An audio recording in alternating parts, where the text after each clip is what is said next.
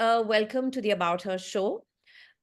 This is a show about trailblazing women, a show which gives these women an opportunity to talk about the journey of their lives, the story behind their success. And of course, you get to talk about everything, your successes, failures, challenges, highs and lows, everything that you've been through.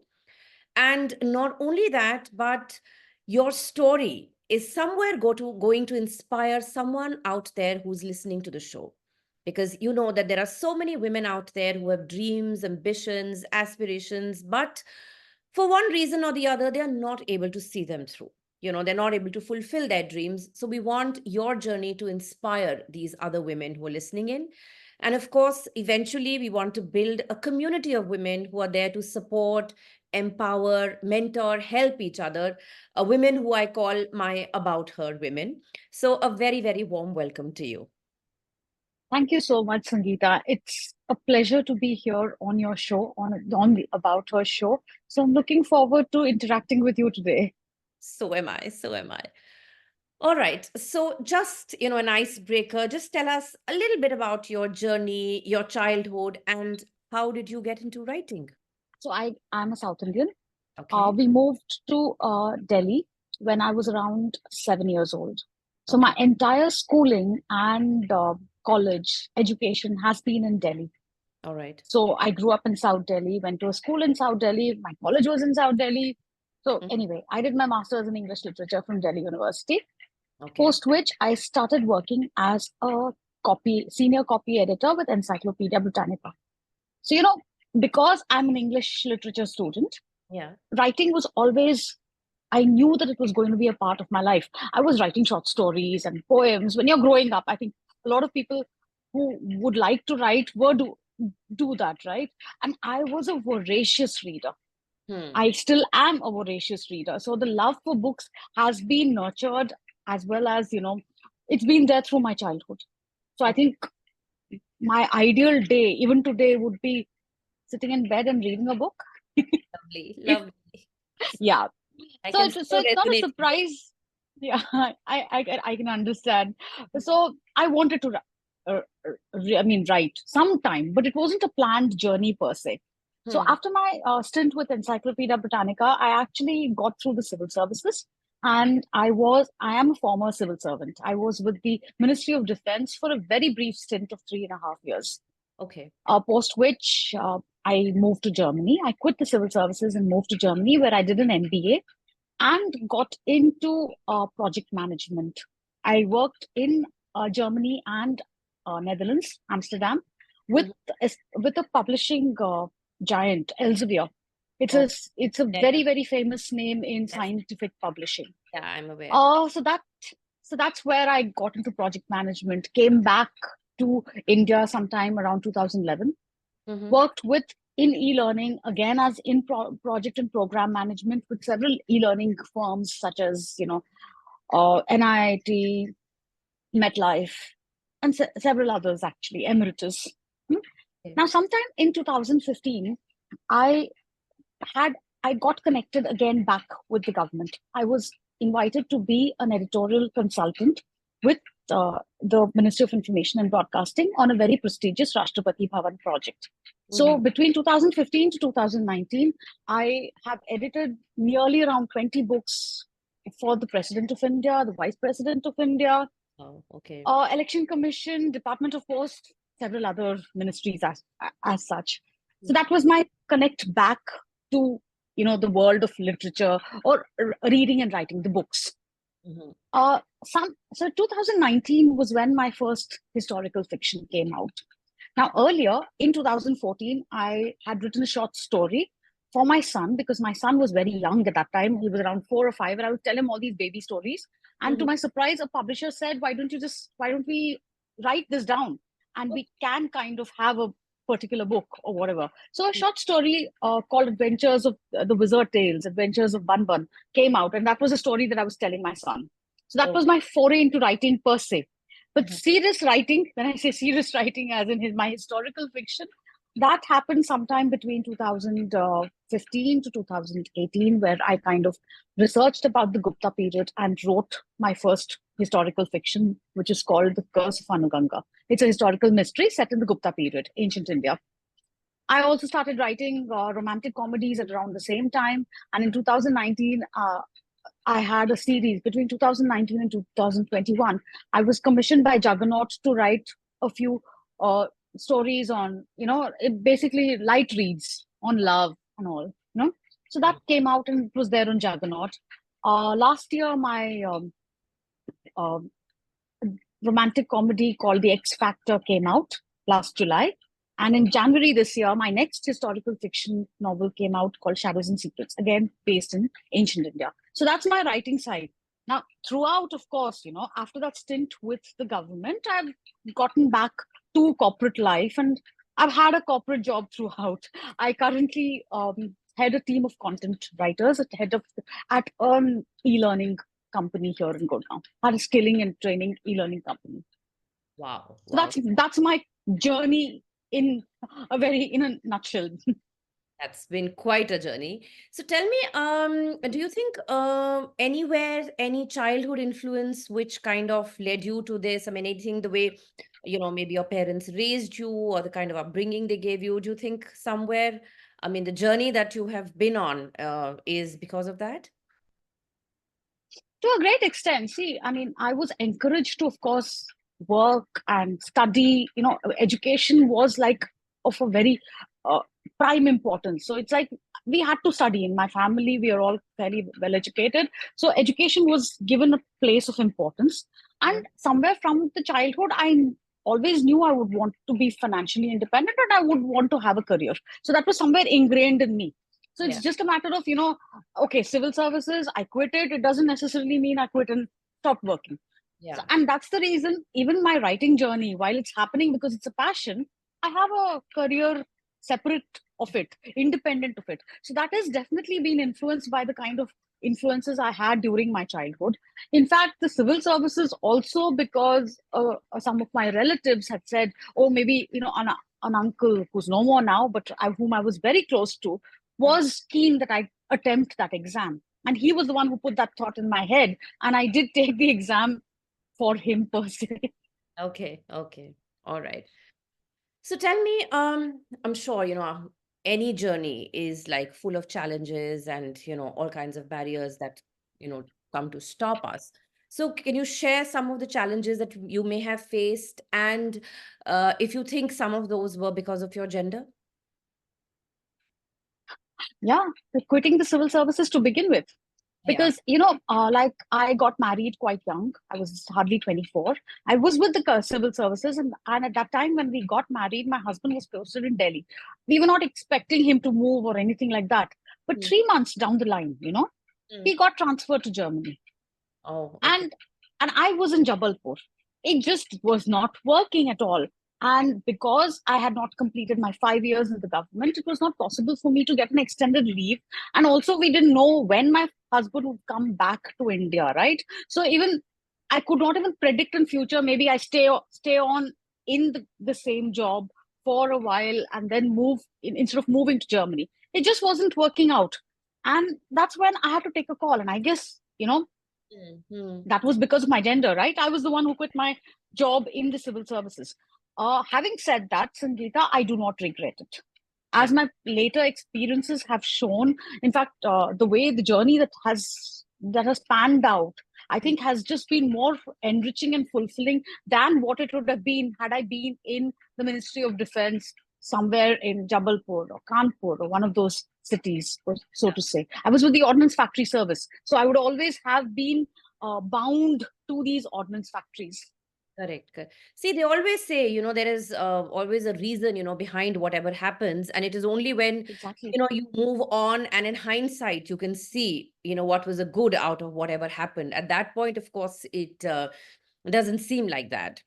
It doesn't seem like that. And I was very clear. Like, I don't think I was very disheartened or anything like that. I did have a lot of naysayers, some of my friends, some of my relatives who said, Acha, now that you've quit the civil services, you'll go to Germany, better to have children, just, you get used to this kind of life. And I kept thinking, why are they even telling me that? To be very honest, okay, it's a job. I left it. Ultimately, it's a job, right? And there is nothing that's stopping me from doing something else. Absolutely. Absolutely. So again, I think the gender bit comes in here again. I mean, first you quit, and then people, instead of supporting you, are kind of, trying to pick holes and trying to, I don't know, maybe belittle what you can do or what you could have. I mean, They I were don't not even belittling. That's the funny thing. They were not even belittling. It was just some kind of a conditioning. So they were like, "Oh my God, okay, you've left it. Yeah, you. What are you going to do anyway after this?" I said, know. "What?" And I was told, "I'm like, is that the only job that there is?" Yeah. True, true, true. Okay. So, growing up, did you have any role model or any mentor who you wanted to be like? Like sometimes we look up to people. So, was there anyone like this in your life? Or even, as an author or whatever, like anybody you looked up to? A lot of people, right? I mean, I believe that you do learn from everybody you meet. So if you're going to ask me, was there one person that I wanted to model my life? You Yeah. know, as per that person's life or something like that? No. But there are a lot of people whom I respect and I have looked up to and whose advice I really have valued. Okay. Okay. So hard to name one person as such, actually. All right. Okay. Okay. I Okay. mean, my mother has been a very, very, very big influence. Mhm. So if at all, I think there would be a role model, it would be my mother. Yeah. Okay. All right. I'm sure she'll be glad to hear that. Isn't it? Like they always say that it is when you get married, when you have children, then you realize the role that your mother played, or you value her more, and not when you're growing up and Actually, yeah. actually, I mean, touch wood, I've been very, very close to her and Hmm. still am. Hmm. So unlike, I never went through the teenage phase where I was fighting with her or rebelling against her. So, Okay. and Okay. she's been my biggest supporter. So, yeah, so I guess she would be the closest if I were to name one person. All right. Okay. Okay. So tell me, anyone who wants to embark on the journey of writing and becoming a published author, can you share 3 tips on what it takes to be a successful author? This is a mantra that I tell everybody Okay. to be a writer. I Yeah. mean, published or not, to be, I mean, when I'm talking, it's these days, Sangeeta, in the days of self-publishing, it's just very easy to publish. You can write anything and just put it up on Kindle, right? Yeah. That's not the thing. To Mm, really be a writer who hones her or his skills, mm. who hones their skills, the mantra would be read, read. One really needs to read a lot. Okay. Write, Hmm. because you need to write. Writing has to be a part of your daily routine. It's a habit. It's something that really needs to be worked upon to hone the skills, and it takes a lot of practice. So write every day. Okay. Be consistent in your writing. And the last tip is revise, rewrite. So your first draft is never going to be perfect. Of I course. don't think the last draft is also perfect for that matter, but you need to keep revisiting your work and rewriting it. So Yeah. read, write, and rewrite. That's the mantra. You summed it up very well. All right. Okay. So of course, you have a personal side to your life and you have a professional side. So how do you balance the two sides? And especially considering, the expectations which society has, out of women, the various roles that we have to play and we have to constantly juggle. So how do you balance the two sides? I have been very lucky, actually, because I have a wonderful support system, be it my mother, my parents, Mm. or my husband. You know, so I uh, so I have a very good support system in place, which is what makes the balancing easier. So I guess I am also privileged, right? So in the sense that I don't really get into too much of the household thing because it's all getting managed. Of course, I supervise and all that stuff. Yeah. Mm. That's there, but all that is in place. And I have a personal life in the sense that I have a lot of other interests as well. And Mhm. it's not just restricted to going to work and coming back. I have a set of wonderful friends. I'm extremely friendly and have a lot of friends. Then I have my reading and writing. And I've been lucky that I've got all the support that I needed. You Ah, know, that's what I keep thinking. I can't come up with a story where I say that, okay, I am fighting it or battling against the odds. So touch wood, I've been very lucky. Okay, so you think the How I balance it, of course, it's a lot of juggling. It's a lot of juggling. See, that kind of multitasking has to happen. So I'm not saying that my day is very easy or anything like that. So that there are challenges that come up, but those are normal day-to-day challenges. I don't think that as a woman I'm being restricted to do something. It's not a challenge that I can't win. No. Okay, something doesn't work out, then you have to balance your stuff like that. So Yeah. that multitasking happens, but that's normal, I guess. But Hmm. over and all, very lucky, very privileged, blessed. So you're right, actually, a support system definitely helps, because when you have multiple things to do, you do need people around you to support you, and be there for Yeah, you. And of course, I guess, we're all mature enough to know that if out of 10 things that you have to do in a day, if you can't do all 10, it's okay. There it's is prioritizing. Yeah, it's absolutely, prioritizing. Exactly. there is always So another I day. don't think, Yeah. yeah, So, and I I'm guess not trying to be a superwoman or a super mom. So ab- that's not this thing. I So, think that's the worst thing that we can do to ourselves if we try to be super anything. true. Yeah, Super yeah. anything true. So, tell me now, we all have setbacks and low days when we're not feeling very nice and bright. So, how do you kind of stay motivated and resilient during, these times or in the face of setbacks? For one, I am fairly spiritual in the sense that I draw upon my faith and spirituality, spiritual beliefs, to kind of, and that gives me strength. So I meditate. Okay. Meditation is my go to thing. So Mhm, that's one thing that I don't miss on. mhm, And uh, other than that, of course, I have some very close friends who kind of are my, again, support system, so to say, who kind of with whom I share my setbacks or upsets. My mother, for one, again, she's also a sounding board. So all these wonderful women and some men as well act as this wonderful sounding board that I have. So mhm, you share that, and then tomorrow is another day. By nature, I am fairly positive and mhm. I'm quite tough. So it's Okay. like okay, we have setbacks. Yes, things will never go according to plan. I mean, if you had told a 23-year-old me that I'm going to get through the civil services and I'm going to leave it, I would not have believed you.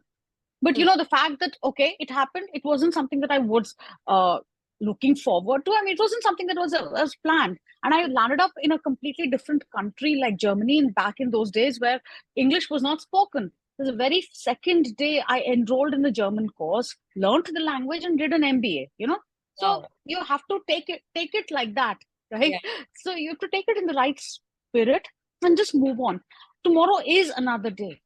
Yeah, that's true. And just because things don't work according to what you have planned it out doesn't necessarily mean that what that there is no other path closed. So one door closes, another opens. You just need to keep moving on. Yeah, I agree. I agree. And you stay positive. It's okay. It's only a setback. And, like It's I okay. also believe, there is an You uphill and there is a hmm, downhill. So today there is a downhill, tomorrow exactly. is going to be uphill. It's going to be another day. So, yeah. So that's, I You think, cry, you bawl your eyes out, and then get back to it again the next day. you That's do all. need to vent it out also. You need Oh, somebody that you do, you do, shoulder you to do. cry on. And then, yeah, move on after that. Great, great. So, Harini, any piece of advice or maybe pieces of advice for young girls who are on the threshold of their personal and professional lives? Because I think nowadays, with all this, the social media, this awareness, we have like too much stuff around us and, like too much knowledge, so to say. So sometimes, and I feel this generation, I mean, they just have, there is over of everything, and there's somewhere they may just get lost in that maze. They may not be able to find their way. So what would you tell them? What are some things that young girls like 18, 19-year olds should keep in mind? Uh, just in terms of life lessons, Yeah, okay, yeah. I'm not going to go into how to uh, balance social media, how to be careful on social media. I'm not going to go into all those aspects, about how to live. But the biggest life lesson that I've realized is that never give up. Okay. Okay, one door closing doesn't mean that it's the end of the world. Yeah. Yeah. Okay. Adaptability for me, I think, is the one trait that we need to have, because it's a changing world. We don't know what's happening. And we are here today. I mean, the COVID time, right? I mean, how it came upon us. We were not prepared for it. We didn't know anything about it, but we are lucky to have lived another day, to see another day, right? So hence, be adaptable, be very grateful for what you've got, and just keep going on, whatever it is that you want to do. So you don't have to, I think, I've seen a lot of people try to balance their personal and professional lives. Okay. As you said, Sangeeta rightly said, don't try to be a superwoman or super anything. Okay. There's some days you're not going to get it all. You're going to, some things are just definitely not going to go your way. Yeah. You just need to be sure about, okay, you've done your best. It worked. It doesn't work. Tomorrow you get up again and get at it. Yeah. Yeah. So I think resilience, patience, all of these. Resilience and adaptability, patience. Oh, patience. And that's one trait that I wish I could get more of. I guess there is always room for improvement, no matter, how good or bad we are. Always. And where would you place financial independence in this scheme of things? Extremely important. I mean, that is not non-negotiable. Please. Yeah, very much. Every young girl should equip herself with skills and should have the agency and should do what she wants to do. Yeah. Having said that, see, if there is someone who's happy wanting to become a homemaker and have kids, she should do that itself. Because I think, see, for me, feminism, if I think about it, I don't really subscribe to the Western concept per se. Okay. Feminism to me means that women should have the agency. Women have the right agency, they're equal to men, and they choose what they want to do. Yeah. So I think that is this thing. So, and they have to be financially independent. How you go about it is your thing. Yeah. Okay, so if we look around us, we see that, we have progressed in many, many ways, in terms of everything, and especially with respect to women, the kind of opportunity available, what they can do, what they can't do, acceptability, flexibility, all of that is there.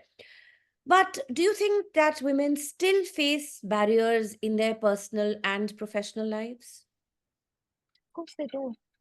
See, as I said, Sangeeta, I am maybe we are privileged, we have been blessed, but I have come across a lot of young women who come from certain strata of society, we can say, or certain, and it's also depends from family to family, the education, how much the level of education in a particular family.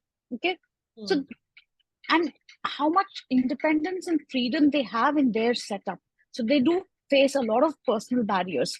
Professional, again, the industries that I have worked in have been heavily women dominant, publishing, e-learning. You go there, you'll find only women. So I haven't really come across or seen that kind of barriers in my professional life, because women have been in very senior positions wherever I've worked. And also it's a very women dominated sectors that I've worked in, content especially, for that matter. Okay, so professional, I don't think I'm the right person to talk about it. I'm sure it does exist, but I have not faced it, or I am not qualified enough through my experiences to talk about that. But personal, I have seen a lot of women who are facing a lot of personal barriers in their life. And if I can, and if I'm close, if I get comfortable and the person gets comfortable with them, slowly I do try to tell them that, okay, look, this is how you probably can maneuver through these barriers. Yeah. Because it requires a lot of discussion, and you need to be assertive also. Yes. There are certain things, I guess, you need to mark your boundaries and say, and this is what I will do, and this is what I'll not do. Yeah. And the sooner you start laying those, strictures down, yes. the boundaries down, the better. Otherwise, you could get into you could be pushed around a bit too much. True, true, true. I agree. We still have miles to go. Of course, we are moving on and we are Have miles to moving go. forward, but yes. So, so coming from here, so what role do you think women's voices, their perspectives and opinions can play in shaping this, society's norms and beliefs? Like, say, you and I They are play a talking. very, Yeah. So how? women are still the cornerstone, in the family unit, right? Yes. So we do have a lot of say here, and everything starts at home. Yeah. And your voice, if your voice is heard in your house, and when I was talking about the personal barriers, and I was not naming any people, but I've come across a lot of women who do not have that, whose voices aren't heard in their own homes. Yes. Yes. Yes. True. True. But if one can live and let live, and your voices are this thing, you can kind of shape an entire generation. You can pass on your values, and and your thoughts and beliefs, and that can really transform minds. And I'm sure you're doing that in your career as an academician, right? Yeah, Yes. I mean, you have contact with impressionable minds. Absolutely. Yeah, I do. While not all of us are academicians or teachers, or who have contact with young people, where we do have a say is our own house. Yeah. Yeah. And Yeah. if you can just voice your beliefs and teach your children, talk to them about it, that's at least the first step that you'd go. And you don't also have to always go out and raise some jhandas or whatever to Yeah. pass on your message. If you can do that at your home and in your surroundings, I think it will definitely help. So, yeah, it could be a drop in the ocean, but as long as you have that drop, I guess, the ocean, I mean, will get Definitely. somewhere. So, yeah, in our own ways, if we can do it. And like you said, when you come across women who are going through challenges, where their voices are not heard or they're facing barriers, and if we can get an opportunity to maybe, interact with them, to talk to them, then somewhere, we can help. Because, I feel Yeah. it's very important for women to know that other women would also be going through the same thing and they're not the only ones.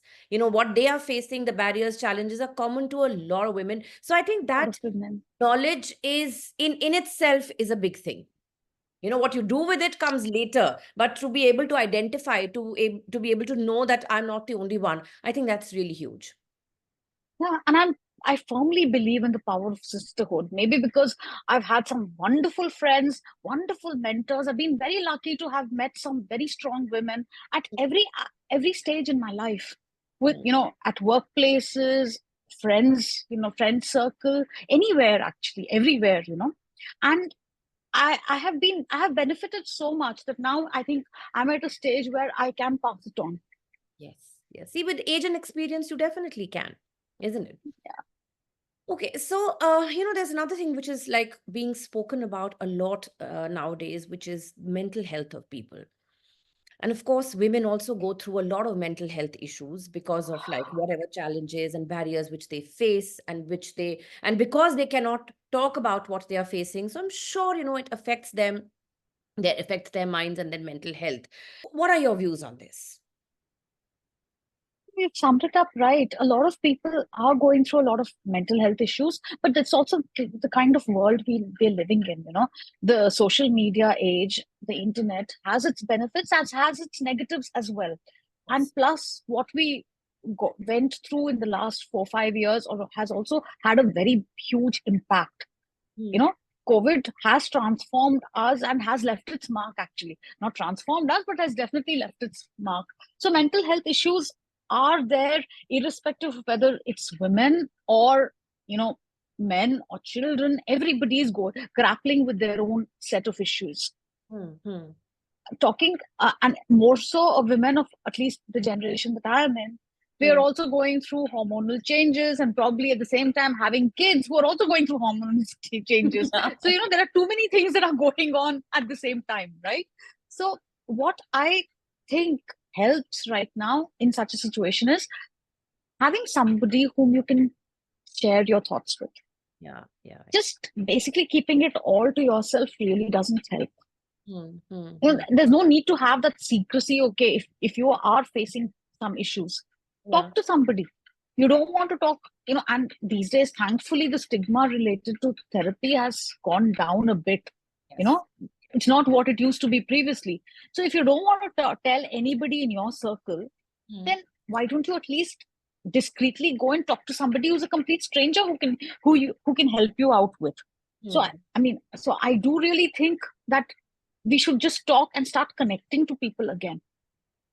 Okay. Ultimately, we're all human beings, we are dealing with the same issues. So why hold back? Having a very good circle of friends, and this is what I meant by sisterhood, it's really, really needed. Yeah, yeah. Because I do believe that in the society that in, which we live, many times, I think most of the times, these mental health issues which women face tend to get overlooked. We normalize a They lot of do. things that it's okay, it is supposed to be like this, but no, it's not. If you're It's feeling down, not. It's not. yes, like you said, talk about it, vent it out. Keeping it inside is only going to make matters worse for you. Yeah. You're just going to ruin your own health in the long run. That's what is going to happen if you just suppress it. Yeah. Yeah. Talk to somebody. Yeah, very true. That talking always helps. Okay, so Harini, a phenomena that I notice around myself, which I'd like to term as midlife rebooting, where I see people switching to different careers in their midlives, and sometimes careers which are diametrically opposite to what they had been doing, all those years. So, what do you say about it? I mean, is it good, bad? I mean, what are your views on it? It's definitely good. See, I believe that, by the time we are in this midlife era, like the midlife crisis sets in. You have gotten into the routine of life. A boredom sets in. Maybe you haven't been, in some cases you may not have been allowed to do what you wanted to do, because see, if you're talking about, Sangeeta, the people who are in their middle age right now, we all were at times where it was probably said, okay, you become a doctor, engineer. You had set Yeah. career choices. And most people landed up conforming to that and did what their parents told them to do, or societal pressures might have influenced their career choices at that point in time. But that's not what they wanted to do. Children today, I mean, there are so many more options available right now. And I guess by this time we've come to a stage where the children have reached a certain, maybe they've grown up a bit. Your responsibilities have kind of lessened, compared to what you would have been in what you would have had in your 30s. So I'm not a different kind of, it's a different phase of your life. So I guess if at this time, if you want to break away and do something that keeps the spark alive and keeps you mentally more active, then please, I mean, I think it's amazing. Yeah, yeah, I agree too. I just feel that, by discovering something else to do, which is maybe different from what you were doing, you're just filling up those little gaps in your life, which cannot get filled by what you are doing, like by doing those traditional, jobs or following those. Whatever jobs you're doing, right? Like, Yeah, and yeah, another yeah. thing is, it keeps your mind mentally, you are mentally more stimulated if you try to learn something new. Because I think something what also happens is, by the time you're in your 40s or whatever, you've gotten into a complete comfort zone. You're in the same type of career, what you're doing there. Mhm. You need that challenge to try to learn something else and get somewhere else. So Yeah. I would be in favor if somebody wants to go ahead and do that, and I would be very much in favor of that. Yes, and I I think in mean, the it's never too late. No, no, no, I agree. And in the world in which we live in, there is so much more flexibility, Yeah, acceptability, exposure, awareness. I mean, I exactly, think one of the things we can thank social media for, because because of social, exactly. you know about so many different things that people are doing, and it's like quite interesting sometimes, that okay, this can also be done. So there is a lot more awareness and exposure as compared to the earlier times. Yeah. And knowledge is at your reach now, no? I mean, we could not have taken any online course way back in the 90s, or, Yeah. even. Yeah. Yeah. So going forward, what kind of aspirations or ambitions do you have for your when it comes to your personal and professional life? Personal touchwood, everything is going fine. I have a teenager at home. So all my blessings and wishes are related to his, growth as an individual and as a human being. But and my husband is a wonderful person, so I'm happy in that. So personally, I don't really have any aspirations. And when it comes to my personal life, touch wood, things are fine.